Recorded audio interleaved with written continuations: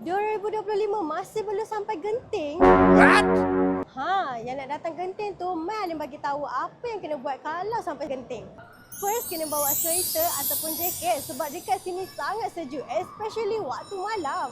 Korang kena datang sini waktu pagi tau sebab theme park buka pukul 10 pagi hingga 6 petang. Wow. Ada outdoor dan indoor theme park. Wajib cuba, kedua-duanya vibe sangat berbeza. Harga tiket ikut package boleh cek sebelum datang. Cara nak sampai, korang kena naik cable car, murah dan view pun sangat cantik. Kalau korang nak drive pun boleh, jalan curam. Tapi boleh je kalau nak gunakan perkhidmatan GPV.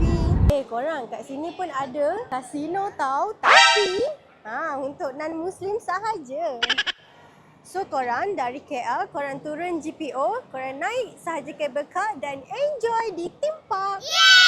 Kalau nak short trip yang best dan sejuk, korang wajib datang ke Genting Highland. Jangan lupa follow GPV untuk update terkini. Happy travelling everyone!